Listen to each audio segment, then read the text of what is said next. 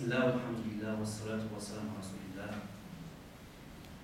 We begin by praising Allah subhanahu wa ta'ala, our creator, our sustainer, our nourisher, our provider.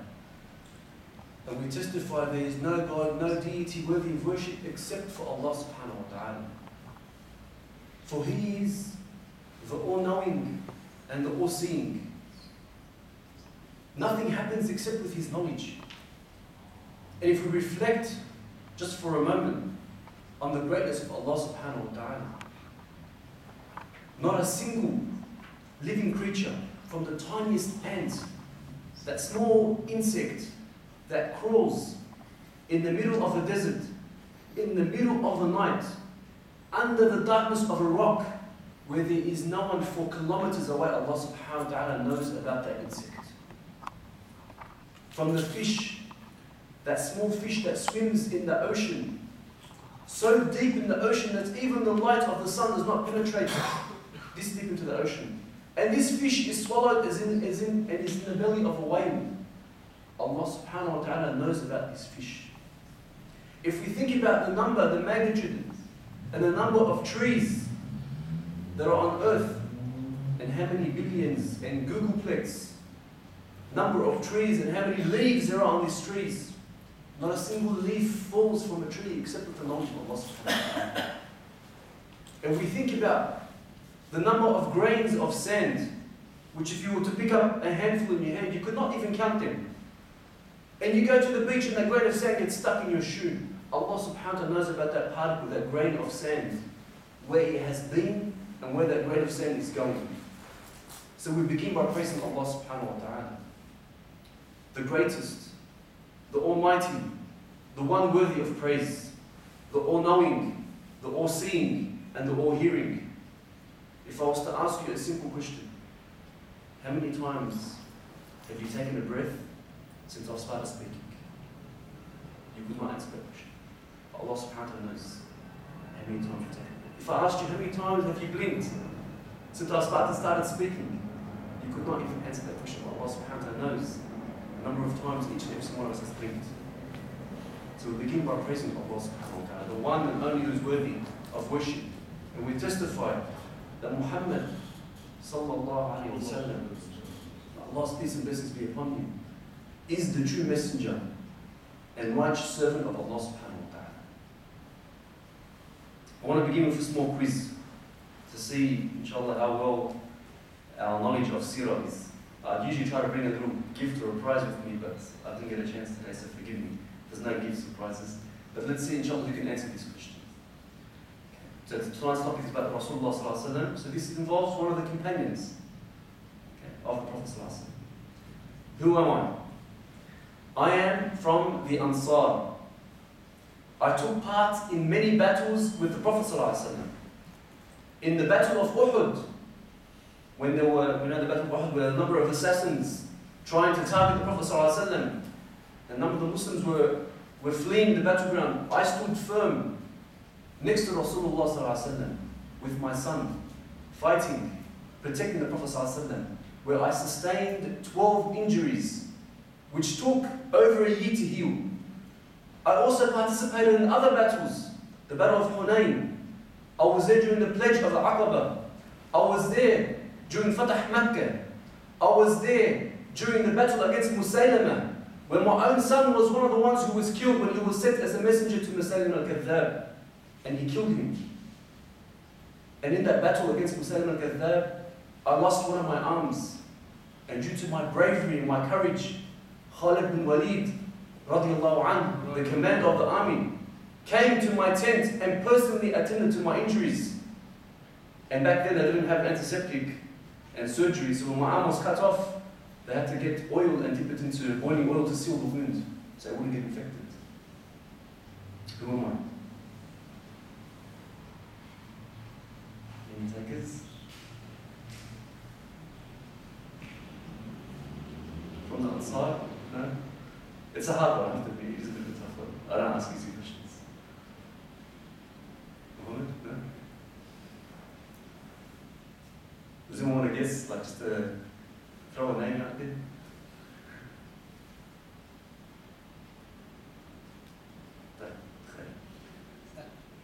Sorry? Sorry.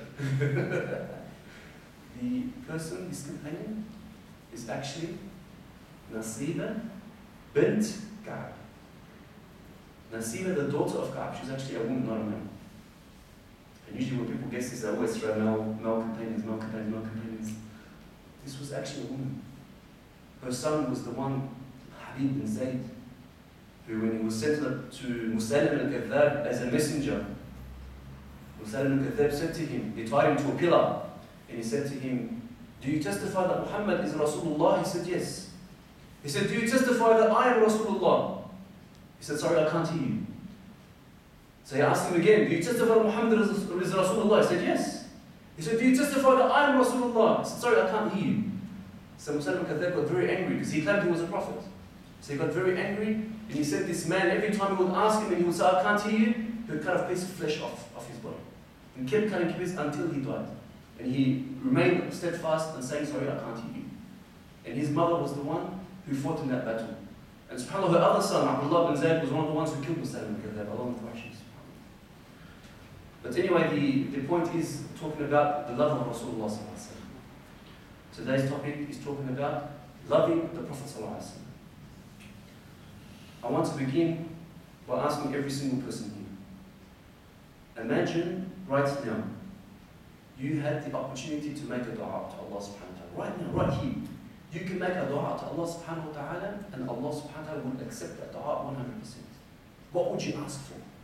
Imagine right now, after your prayers, you're going to ask Allah for something, and you know you're going to get it. What would you ask for? Just take a moment to think about it. What would that dua be?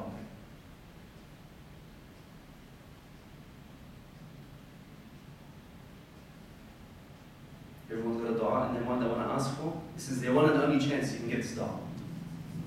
Okay, I want you to think about what that dua is now. Just keep it, retain it in your mind, because we're going to come back to it, inshallah. The Prophet ﷺ, let us take a glimpse at his life. Aisha radiallahu anha, the wife of the Prophet ﷺ, she would narrate and say that I could not remember 2 consecutive days, 2 days in a row, where I saw the Prophet ﷺ eat wheat bread. Not white bread, the bread that we have from the Lebanese or Afghan bakery, or the nice tip-top sliced bread. No. Wheat bread. She said, I could not remember 2 days in a row where I saw the Prophet ﷺ eating wheat bread.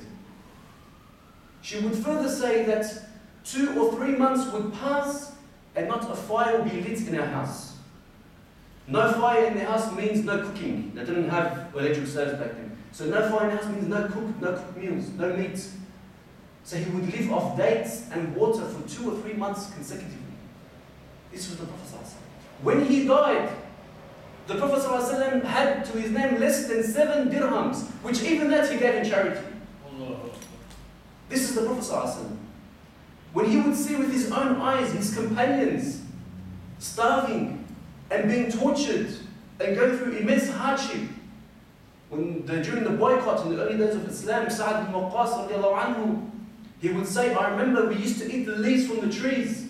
And he said, once I went out of my house at night to relieve myself, to go to the toilet. They didn't have toilets in the house. They used to go to a particular place and relieve themselves. He goes, once I went out to relieve myself, and I noticed as I was relieving myself, there was some sort of noise crackling as my urine was hitting the floor. So he said, I stopped. I looked at what it was, and it was the skin of a camel. The skin of a camel. He had just urinated on it. He said, I took it home. I cleaned it. He said, I put it over the fire to purify it. He goes, and I cut it into 3 pieces, and that was my food for the next 3 days. This is how much hardship they went through in the early days of Islam. So this is the Prophet ﷺ going through all this hardship, seeing his companions going through this hardship. When he would sleep on a mat made of palm fiber, the trunk of a palm tree. Very rough material. It's not like a mattress that we see. This is a very coarse mat. When Umar radiallahu anhu once walked in to the Prophet ﷺ's house and saw the Prophet ﷺ sleeping, and the Prophet sat up, he looked at the back of the Prophet and he saw the mat had imprinted on all over his back because it was so harsh. So Umar began to cry. So the Prophet ﷺ said, Ya Umar, why are you crying? He said, Ya Rasulullah, the king of Persia and the emperor of Rome, they sleep on mattresses with silk and posts of gold and jewels and rubies and gold. And you are the messenger of Allah and you were sleeping on a palm fibered mat. So he began to cry. So the Prophet turned to him and said, Ya Umar, isn't it enough for you to know that for them is this world and for us is the hereafter? Allah. This is the Prophet. So now I want to ask you, imagine a man in this situation, living the life of the Prophet, and he was given one dua that he could ask for and it would be guaranteed to be accepted. What would he ask for? A man living in such hardship, what would you expect this person to ask for? Think about what you asked for when I asked you to bring your mother. What did you ask for? Usually, I ask kids, they usually ask for cars, women, house, money.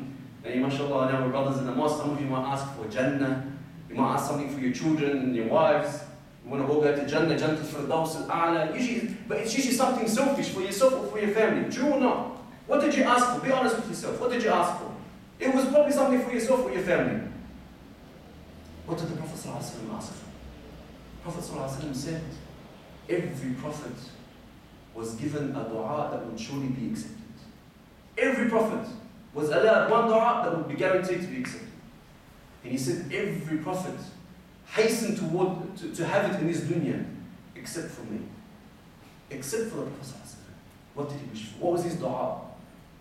فاختبأت دعائي وإني اختبأت دعائي شفاعة لأمتي يوم القيامة. Me, I chose my dua to intercede for my ummah on the day of judgment. His dua, he reserved it for you and me on the day of judgment. To intercede for us on the day of judgment. A man going through such hardship, difficult life, how selfless. Anyone in that position would ask for something for themselves, but the Prophet ﷺ asked for something for you and I. How much did the Prophet ﷺ love us? The Prophet ﷺ would stay the nights, Aisha would narrate, he would pray the nights to the point where his ankles would swell and he would bow down in prostration, crying, making dua, ummati, ummati, my ummah, Allah have mercy on my ummah. Allah have mercy on my nation. Prophet ﷺ is crying and making dua for you. For you, my brothers. Do we cry for the Prophet ﷺ like he cried for us? One of the companions once narrated, I saw the Prophet ﷺ once sitting down, crying. So he came to the Prophet ﷺ and says, Ya Rasulullah, why are you crying? Tell me, so I can sit there and perhaps I'll cry with you. So the Prophet ﷺ said, I miss my beloved brothers. I miss my beloved brothers. So he said, Ya Rasulullah, aren't we your beloved brothers? He said, no. You are my companions. My beloved brothers are those who will come after me.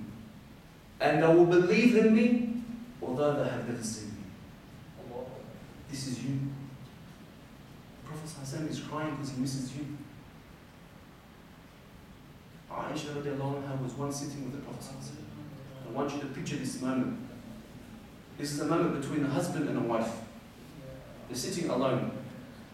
So Aisha radiallahu anha, she knows who she's sitting with. She's sitting with the Prophet of Allah subhanahu wa ta'ala.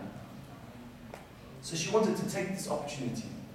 So she said, Ya Rasulullah, make a dua for me. Imagine you were living with the Prophet ﷺ, and he was one of your best friends. And one day you found a moment it was just you and him alone. Wouldn't you wish that you can ask him that question? Prophet, Ya Rasulullah, make a dua for me. Just for me. Make a special one for me. And he made a dua for you. How happy would you get? So Aisha radiallahu anha, she was in this situation. She found herself alone with the Prophet. So she said to him, Ya Rasulullah, make a dua for me. So he began to make a dua for her. He said, Oh Allah, forgive Aisha. Allahumma khfir li Aisha. Forgive all her sins, what she has committed in the past, and what she will commit in the future. مَا تَقَدَّمَ مِنْ ذَنْبِهَا وَمَا تَأَخَّرَ. And forgive her sins, the ones that she does in public and the ones she does in private. And forgive her sins, the ones that are big, and forgive her sins, the ones that are small. And he began to make this beautiful dua until he finished. And then at the end of it, Aisha began to smile. And then she laughed, and out of the laughter, her head dropped into the lap of Rasulullah because she could not contain herself. What a beautiful dua. So the Prophet said to her, did this dua please you? Did this dua make you happy? She said, yes. I mean, imagine this was you. Imagine you were sitting with the Prophet and he made this dua for you. Wouldn't it make you happy? So she said, yes, of course it made me happy. Who wouldn't be happy from such a dua from the Prophet of Allah subhanahu wa ta'ala? So listen to what he says next. He says, Wallahi, إِنَّهَا لَدَعْوَةِ الْأُمَّةِ فِي كُلِّ صَلَاةٍ. He said, by Allah, I make the same dua for my ummah in every single prayer.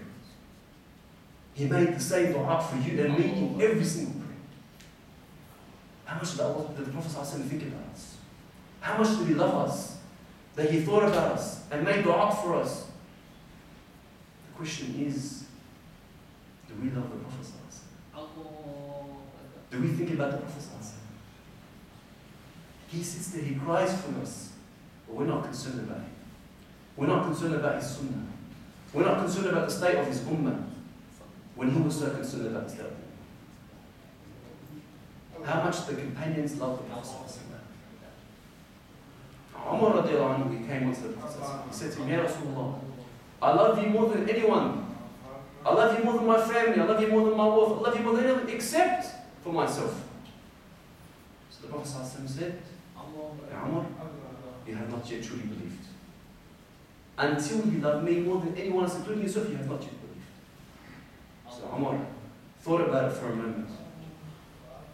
And then he came back to the Prophet ﷺ and said, Ya Rasulullah, now I love you more than anyone, including myself. So the Prophet ﷺ said, Al-an, now Ya Umar, now you have truly believed.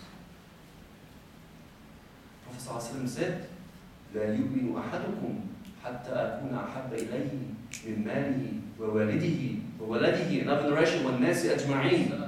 None of you truly believe until I am more beloved to you, until the Prophet ﷺ is more beloved to us than our wealth, our fathers, our parents, our children, and all of mankind.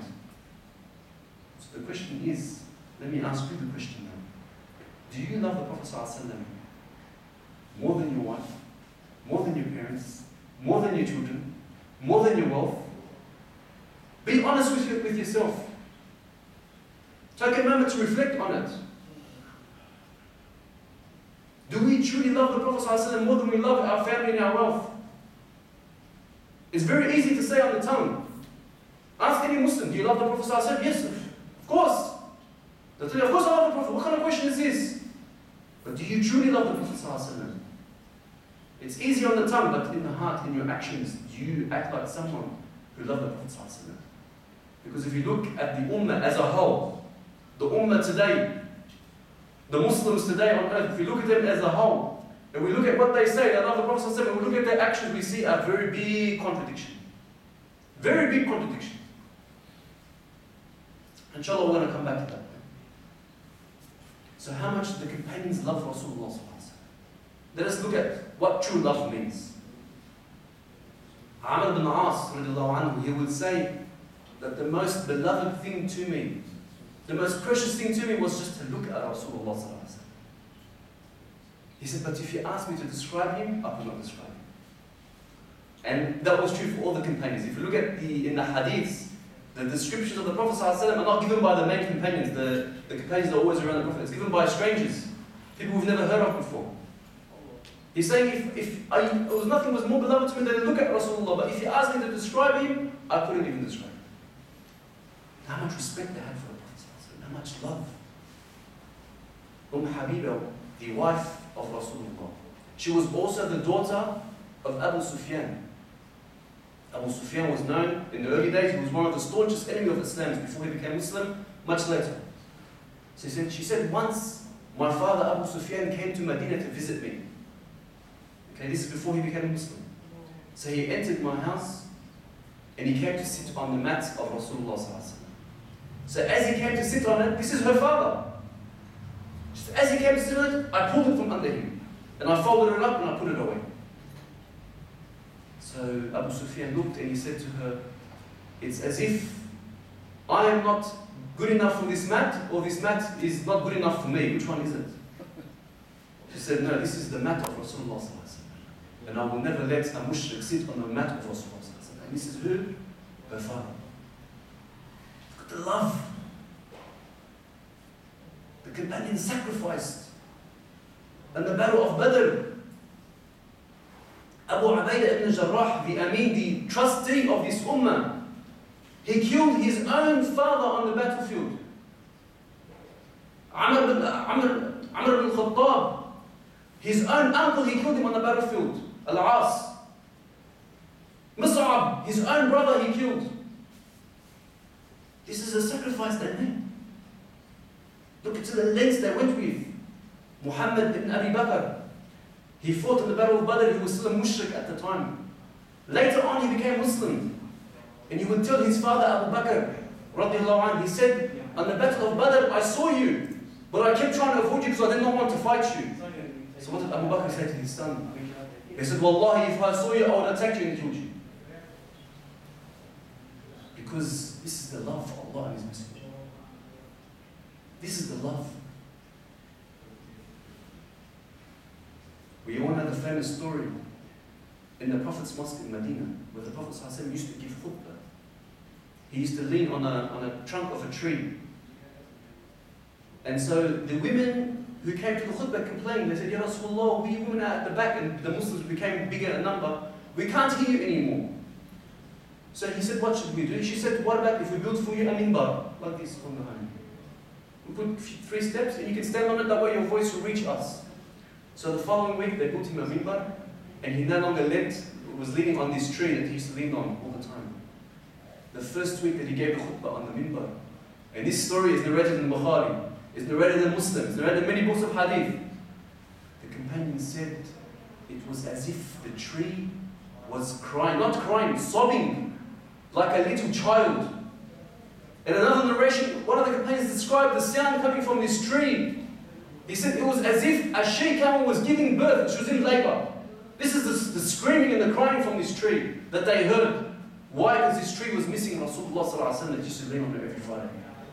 Now I ask you, my brothers, if this tree, and this tree is not a living object, it is not obligated to love Rasulullah ﷺ. If this tree was crying for missing Rasulullah, then are not a people who claim that Muhammad ﷺ is Rasulullah, are we not more worthy than crying for missing him than this tree? Are we not more worthy? When was the last time you cried because you missed Rasulullah?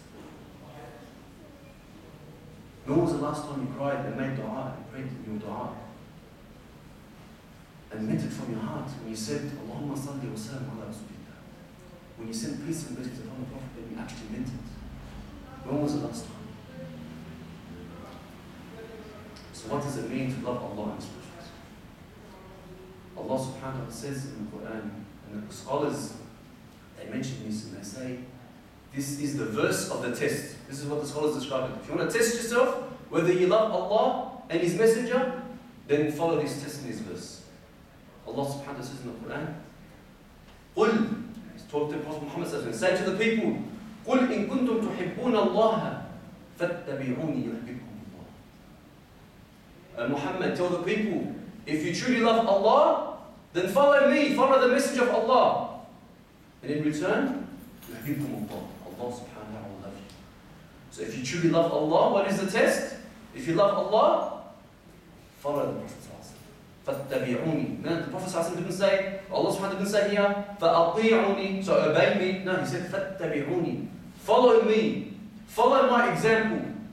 Follow that which I say and what I do. Do we follow the example of the Prophet?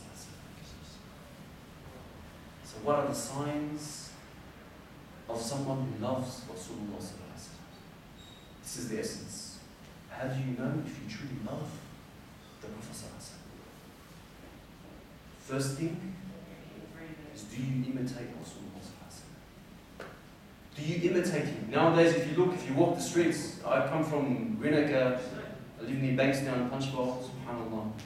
You see the brothers, the ones who love a particular gangster or a rapper or an athlete, what do? They imitate him. They dress like him. Their haircut is like him. They got the tattoo like him. Everything is like him. Why? Because this is the person they love, this is the person that they follow. So the one that loves Rasulullah imitates the Prophet. He acts like him. He wants to look like him. He wants to do what he did. He wants to love what the Prophet loved. And he wants to hate what the Prophet hated. Anas bin Malik radiallahu anhu, he mentions a story. Anas bin Malik was one of the Ansar. And he was a young boy, he was only about 10 years old when the Prophet made hijrah to Medina. And his mother came to the Prophet and said, Ya Rasulullah, I have nothing to give you except for my son as a gift. So she gave her son Anas bin Malik as a gift, as a servant to the Prophet. So Anas would accompany the Prophet wherever he went. So he said one day, the Prophet and myself, we went to visit a tailor. A tailor. So he said, we entered his house. You know, Anas is a little boy following the Prophet. He said, we sat inside the tailor's house and the tailor offered us some porridge. He said, but this was a porridge that had pumpkin in it. Don't ask me what kind of porridge has pumpkin in it. We probably never heard of it here in Australia. But this was a pumpkin that had, this was a porridge that had pumpkin in it. So he said, I was watching the Prophet as he was eating this porridge. He said he wasn't very interested in the porridge. He said, but he was fascinated with the pumpkin. And he kept trying to find the pumpkin in the porridge and eat it. He said, so I began to help him to find pumpkin in the porridge so he can eat it. And even in my porridge, I began to look for pumpkin so he can eat it. He said, after that day, pumpkin became the most beloved vegetable to me. Because the Prophet loved it. This was not a sunnah. This is not the sunnah. You don't get rewards for loving it. But this was a personal preference of the Prophet. But look at the extent he loved the Prophet. That because the Prophet loved pumpkin, he said, I want to love pumpkin. Ibn Umar was once riding his horse, where all of a sudden there was nothing next to him. He just jumped off his horse and he walked and he bent under, he made like a bending movement and he jumped back on his horse and he kept going. So the companion said to him, what did you do? What did you do that for? He said, I remember there was a tree in this spot and every time the Prophet would walk past this tree, he would walk under it and bend like this and go past it. Because I wanted to do the same action as the Prophet because I love him so much. Look at the extent they went to imitate the Prophet. Should we imitate the Prophet? Love what the Prophet loved and hate that which the Prophet hated. The Prophet loved the companions. He loved the Ansar. He loved everything that was good. He loved feeding the poor. He loved freeing the slaves. He loved looking after the orphans. These are all things that he loved. We should love these. He hated shirk. He hated polytheism. He hated this dunya. He did not love wealth. Allah subhanahu wa ta'ala said to him, if you want, I will turn all of Mount Uhud, all of it, and how big is Mount Uhud? All of it into gold for you if you wish. He said, but Allah, he goes, I want to live with the poor and I want to be raised with the poor on the day of judgment. He hated money. He shunned this dunya.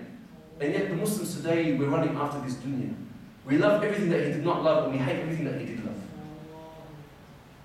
So loving the Prophet is loving that which he loved and hating that which he hated. And imitating. The next point, how do we know if we love the Prophet? Is sending peace and blessings to people. Sending peace and blessings to people. Always on your tongue.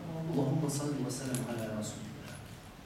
The Prophet said, the best day that the sun has risen on is Friday, the day that just passed. As soon as Maghrib adhan, it finished.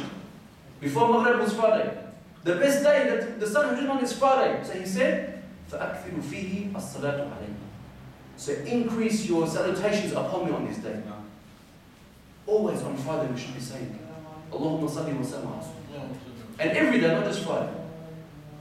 This is a sign of loving the Prophet. Another point of knowing that if you love the Prophet is knowing him, reading about him, reading the seerah of the Prophet. How could you love someone if you don't know who they are? When you read about him, you see how much he sacrificed for us, how much dua he used to make for us, how much he used to miss us and cry for us. All of a sudden your love for him increases, yes? So reading the seerah, knowing the Prophet ﷺ, this will increase your love for the Prophet ﷺ. Anas bin Malik, subhanAllah, his name always comes up in hadith. Because he was always with the Prophet. What a beautiful thing that his mum did for him, giving him as a servant to the Prophet ﷺ. The luckiest person in life. He said, he narrates another hadith, he said, once a man came to the Prophet ﷺ and he said to him, Ya Rasulullah, Mata as-sa'a? When is the hour? When is the day of judgment? I want to know. So the Prophet ﷺ replied to him with another question. He said to him, what have you prepared for it? What have you put forward for this day? So this man said, Ya Rasulullah, not much. He said, I pray, I do my prayers, I do my fast, I do what I have to do. But I haven't prepared much other than that. But what I can say is, Ya Rasulullah, I love you so much. So the Prophet said, فَإِذَا الْمَرْءُ مَعَ مَنْ أَحَبَّ. He said, on the day of judgment, on that day, you will be with those whom you love. So the question is, my dear brothers, who will you be standing with on the day of judgment? Who do you really love? Who do you sit there and you daydream about? When you have that spare moment, who do you think about? Is it your wife? I doubt it. You've been married for long, like me. Who is it that you really think about? Is it the money? Is it the house? Is it work? Is it study? Is it someone on TV? Who will you be standing next to on the day of judgment? This is the question. Who do you want to be standing with on the day of judgment? I want to be standing with Rasulullah. I want to be standing with the messengers and the shuhada and the righteous and the companions. Don't you want to be standing with them too? To stand with them, you need to love them. Inshallah, I'll leave you with one last hadith. And this is the Prophet read by Adra, and he says, from those, this Prophet saying, from those who love me the most, from those who love me the most, he said, will be a people who will come after me, and they would wish that they could sacrifice their families and their wealth just to see me once, just to meet me once. From those who love me the most are a people who will come after me. This is us. But they would wish that they could sacrifice their families and their wealth just to see me once. Is that you? Yesterday I was looking up some hadiths and I asked my wife the same question. I said to her, look, these are the people that love the Prophet ﷺ the most. I said to her, would you be willing to sacrifice your family and your wealth just to see him once? She thought about it. She goes, I'll sacrifice my wealth, but my family, I don't know if I can do that. It's a big thing, isn't it? But these are the people who love the Prophet ﷺ the most. That they'll be willing to sacrifice everything just to see him once. So we ask Allah subhanahu wa ta'ala to make us of those people who love Rasulullah, who follow his sunnah, and of those people who will be standing next to him on the day of judgment. أقول قولي هذا وأستغفر لكم استغفروه إن الله غفور رحيم والسلام عليكم.